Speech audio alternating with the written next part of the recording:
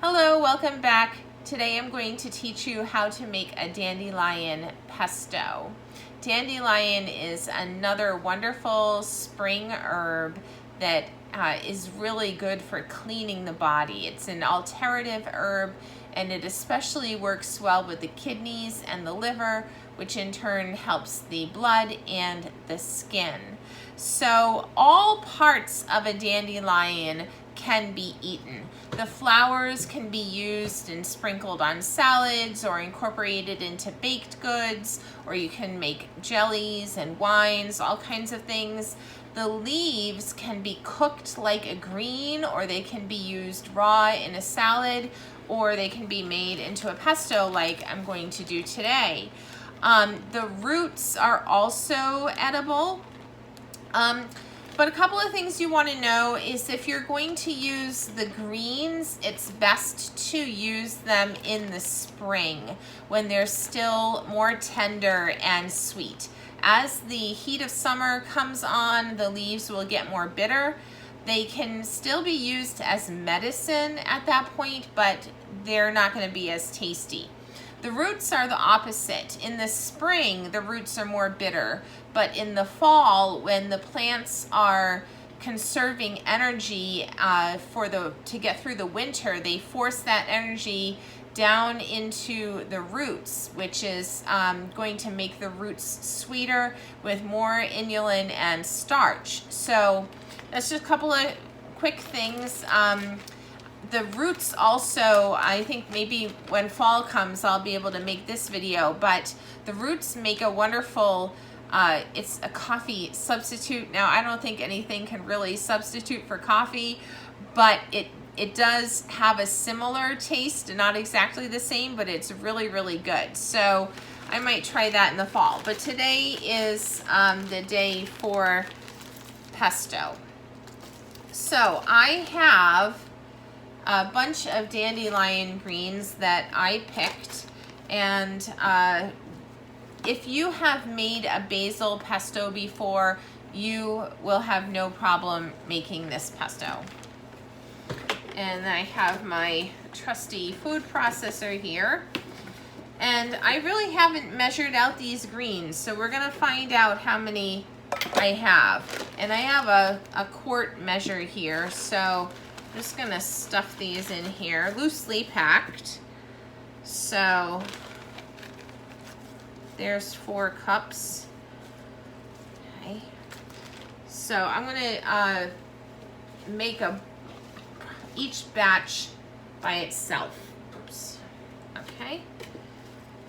So for each of the 4 cups, I am going to add a half a cup of oil. And I'm using avocado oil today. You can use olive oil if you wish to. It has a little bit of a stronger flavor, but whatever you like. I'm going to put in a 1/4 cup of walnuts.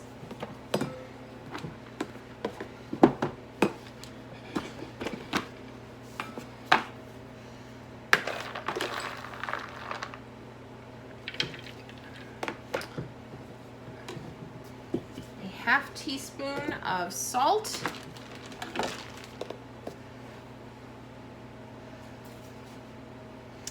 And then finally, I'm going to add a wild onion. So these wild onions they're growing in my yard. They are a little bit stiff. I probably should have picked them when they were a little younger, but I'm gonna chop them up so it doesn't really matter. But you can see at the bottom that there are these bulbs. They're just really small bulbs. They're more like scallion size. But if you see these, the wild onions grow really early in the spring. They're some of the first things that pop up when you think, oh, the grass is growing, but they don't look like normal grass. They do look a lot like scallions. They grow in bunches.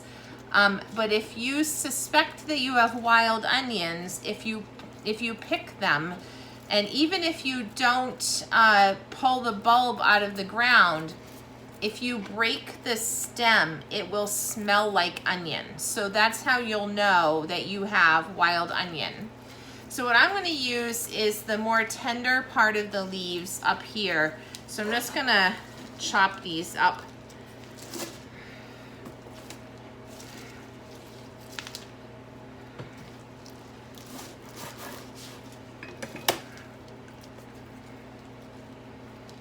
And these are pretty strong, so I'm not going to use the whole bunch in each batch. I'm going to just maybe use, you know, one stem. So, you know, you can also, if you have a bunch of these, I have a lot of wild onions in my yard, and you know, you could chop them up in small, like little, like smaller than this, you know, like when you buy chives at the store, dried chives, you can chop these up like that and dehydrate them so that you have dried chives. It's not chives, but it's like chives, you know what I mean? So now I'm gonna just whir all this together, and when I'm done, I'll be right back. All right, so this is done whirring. So I'm just gonna scrape this out. If you taste it and decide you need to add more salt, or, you know, if you want to make it a little thicker, you can add more dandelion if you have some. If you want it a little thinner, you can add more oil. Now at this point, some people like to add Parmesan cheese to their pesto, but I have found that I don't like doing that. I like to just leave my pesto without the cheese, and then if I want cheese, I'll add it to my dish when I'm serving the dish. So I like to put this on you know, pasta like most people, but it's also really good in sandwiches. So now I have a whole bunch of dandelion leaves. I'll probably make at least two more batches, but this is what the pesto looks like. It looks just like basil pesto. It's just with dandelion leaves. Now let me show you what I do with this when I'm storing pesto. I like to freeze my pesto, and it freezes really, really well. And since I am using the spring leaves for the dandelion, it's a really good idea to make a whole bunch of pesto now when the leaves are young and tender and sweet, and freeze it for use throughout the year.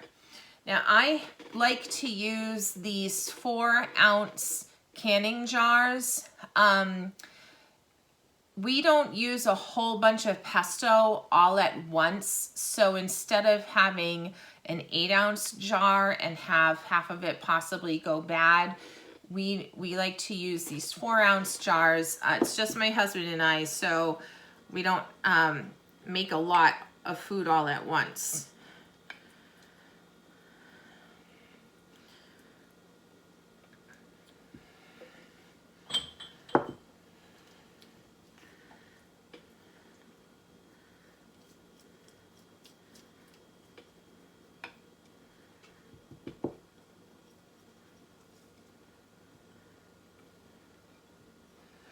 So this one batch of pesto, you know, fills about 2 jars worth of the 4-ounce jars. So that is how you make dandelion pesto.